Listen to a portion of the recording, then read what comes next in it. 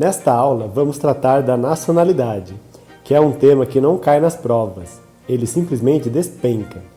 E são tantas classificações, é nacionalidade originária, nacionalidade adquirida, brasileiro nato, naturalizado, ius sanguinis, ius solis, a pessoa que veio ao Brasil a trabalho, o filho nasceu aqui, ora é brasileiro, ora não, os naturalizados de países de língua portuguesa, etc. Nossa, parece que vamos precisar de horas para entender. Mas lembre-se, este é o Instante Jurídico, o canal que vai te ensinar tudo o que é necessário para passar nas provas da OAB e nos concursos públicos, de maneira fácil, rápida e objetiva. Então, antes de iniciarmos a aula, vou pedir para você que ainda não é inscrito no canal, apertar o pause e inscrever-se, compartilhar o vídeo com seus amigos que também estudam, ativar as notificações para não perder os vídeos novos e também deixar seu comentário no final deste vídeo.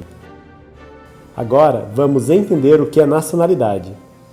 Nacionalidade é o vínculo jurídico-político que liga um indivíduo a determinado estado, sendo que o indivíduo se torna integrante do povo e assim adquire direitos e obrigações conforme a legislação do seu país. As espécies de nacionalidade. A nacionalidade pode ser primária ou originária, que é imposta ao indivíduo de forma unilateral pelo país no momento do nascimento. Assim, ela é involuntária. Por outro lado, temos a nacionalidade secundária ou adquirida, ou seja, após o nascimento, o indivíduo manifesta sua vontade, que normalmente é feita pelo pedido de naturalização. Ela é classificada como voluntária. Outra coisa, temos também os critérios adotados pelo Brasil para definir que o indivíduo é brasileiro nato, sendo que é estabelecido na Constituição o ius solis, que significa do solo, ou seja, nasceu no território brasileiro, em regra, é brasileiro nato. E o ius sanguinis, que se define como do sangue e estabelece ser brasileiro nato o filho de pai ou mãe brasileira, independentemente do local de nascimento. A Constituição Federal trata da nacionalidade no artigo 12.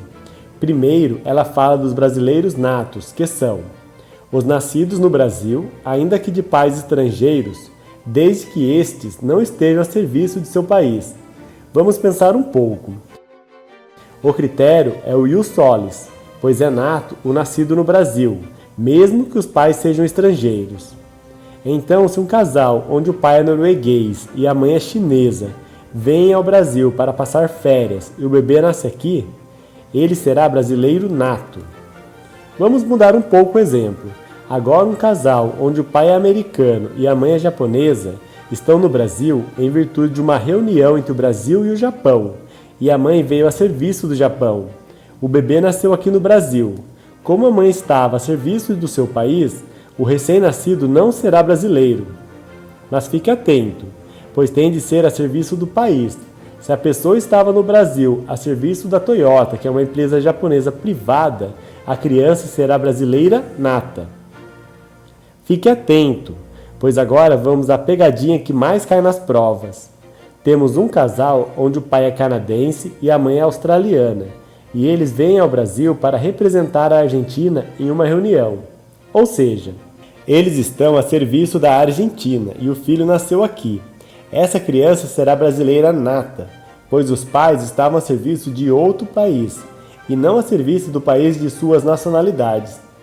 A criança não seria brasileira nata se o pai estivesse a serviço do Canadá ou a mãe da Austrália. E os filhos de brasileiros que nascem no estrangeiro, são brasileiros natos? Vamos pensar um pouco. Se um dos pais estava a serviço do Brasil, ele será automaticamente considerado brasileiro nato, ou seja, tem sangue brasileiro, ius sanguinis, e os pais estavam a serviço do nosso país. E se os pais brasileiros estavam tirando férias em Paris ou trabalhando no Egito em uma empresa privada, o filho será brasileiro nato?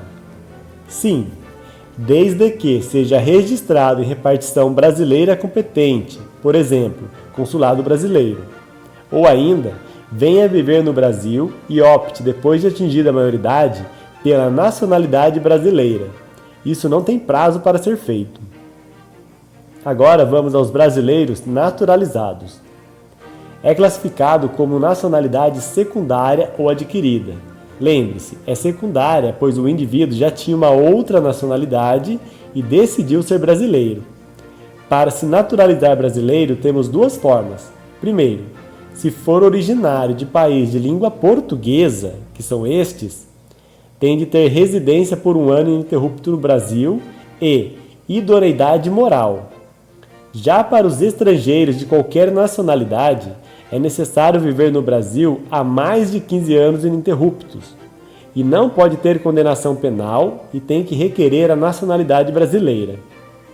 Agora vamos à dica mais relevante da aula. Acredite sempre em você, estude com disciplina e foco e todos os seus objetivos serão alcançados. Lembre-se, você é capaz. Terminamos mais uma aula, mas antes de sair, não esqueça que sua contribuição é muito importante para nós. Então, inscreva-se, compartilhe nossos vídeos para seus amigos que também estudam, ativem as notificações para ser avisado das novas aulas e deixe seu comentário. Pode ser uma dica de tema para fazer as próximas aulas.